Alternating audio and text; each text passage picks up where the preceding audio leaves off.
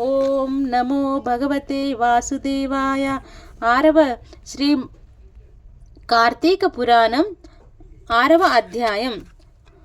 శ్రీ వశిష్ఠుడు తిరిగి చెబుతున్నాడు. రాజర్షి జనక, ఈ కార్తీక మాసం 30 రోజులు కూడా ఎవరైతే శ్రీ మహావిష్ణువును కస్తూరి గంధాలతోనూ పంచామృతములతోనూ అభిషేకిస్తారో వారికి 10,000 అశ్వమేధాల చేసిన ఫలితం లభిస్తుంది. కార్తీక మాసం సంధ్యా సమయంలో విష్ణు సన్నిధిలో దీపారాధన చేసిన, దీపదానం చేసిన వారు విష్ణులోకాన్ని పొందుతారు.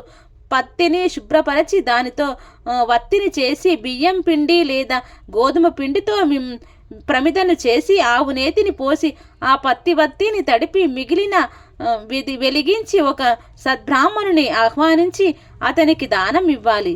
నెల పొడుగునా ఈ విధంగా చేస్తే చివరి రోజున వెండి ప్రమిదలు బమిడి వత్తిని చేయించి వాటిని బియ్యపు పిండి మధ్యన ఉంచి పూజా నివేదనం పూర్తి చేసి బ్రాహ్మణునకు భోజనం పెట్టి తర్వాత తాను స్వయంగా ఇష్ట జ్ఞానమును సంపాదమును శుభములను కలిగించే దైవ దీపదానాన్ని చేస్తున్నాను. దీని వలన నాకు నిరంతరము శాంతి సుఖము ఏర్పడుగాక అని చెబుతూ పిండితో సహా ఆ దీపాన్ని బ్రాహ్మణుడికి దానం చేయాలి. అలా చేసిన వారు అక్షయమైన పుణ్యాన్ని పొందుతారు. ఈ దీపదానం వలన విద్య, జ్ఞానము, ఆయువు వృద్ధి తరువాత స్వర్గభోగాలు కలుగుతాయి. మనోవాక్కాయ కృత పాపాలు అన్నీ సమసిపోతాయి. నిదర్శనం కోసం ఒక కథను వినిపిస్తాను విను. లుబ్ధి వితంతు మోక్షం పొందుట. పూర్వం ద్రావిడ దేశంలో ఒక అనాథ వితంతువు ఉండేది. ఆమె రోజూ భిక్షాటన చేసి వచ్చిన దానితో మంచి అన్నము కూరలను విక్రయించి తాను మిగిలిన అన్నంతో తృప్తి పడుతూ డబ్బును వెనకేయసాగింది. ఇతరుల ఇళ్లలో వంట పనులు, కుట్టు పనులు మొదలైనవి చేస్తూ ప్రతిఫలంగా వారి దగ్గర కొంత డబ్బు తీసుకుంటూ ఉండేది. అదీ కాక భిక్షాటన కూడా చేసేది. ఇలా నిత్య దానం అర్చించడం పైనే మనసు పడిన ఆ విధంతువు డబ్బు సంపాదించడమే తప్ప ఏ రోజు హరినామ స్మరణ చేయడం కానీ, హరికథనో పురాణములు వినటం కానీ, పుణ్యతీర్థాలు దర్శించడం కానీ, ఏకాదశి ఉపవాసం కానీ చేసి ఎరుగదు. అటువంటి ఈ వితంతువు ఇంటికి దైవవాశాన శ్రీరంగ యాత్రికుడు ఆయన ఒక బ్రాహ్మణుడు వచ్చి ఆమె స్థితిని చూసి ఆమెకు నరకం తప్పదు అని గుర్తించి జాలిపడి ఆమెను మంచి దారిలో పెట్టాలనుకున్నాడు. ఓ అమాయకురాలా, నేను చెప్పేది శ్రద్ధగా విను, ఆలోచించుకో. ఈ తోలు శరీరం బట్టి అశాశ్వతం అని తెలుసుకో. నేల, నీరు, నిప్పు, నింగి, గాలి అనే పంచభూతాత్మకైనదే ఈ శరీరం.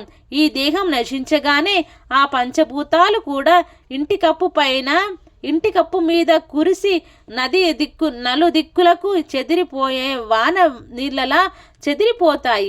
నీటి మీద నిరుగులాంటిది నీ తనువు. నిత్యం కాదు, ఇది శాశ్వతం అని నమ్ముకుంటున్నట్లయితే ఆశల అగ్నిలో పడి మిడతలు మసి కావటమే తప్ప మేలు అనేది లేదు. మోహాన్ని, భ్రమలను వదిలిపెట్టు. దైవం ఒక్కడే శాశ్వతుడు అని, సర్వభూతదయకుడు అని గుర్తించు. నిత్యము హరిచరణముల్ని స్మరించు. కామము కంటే కోరిక, కోపం అంటే దురాగ్రహం, భయం అంటే ఆత్మానాత్మీయ భంగత, లోభం అంటే ధన వ్యయ చింత, మోహం అంటే మమతాహంకారాలు. ఇటువంటి ఈ 6 వదిలిపెట్టు. నా మాట విని ఇక నుంచి అయినా కార్తీక మాసంలో ప్రాతస్నానాన్ని ఆచరించు. విష్ణు ప్రీతి కోసం భగవంతునికి అర్పణంగా దీపదానం చెయ్యి.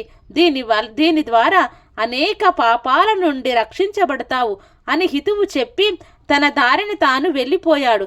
అతని మాటలు మహిమ వలన ఆమెకు జ్ఞానోదయం అయ్యింది. తాను చేసిన పాపములను చింతించింది. తాను కూడా కార్తీక వ్రతాన్ని చేయాలని సంకల్పించింది.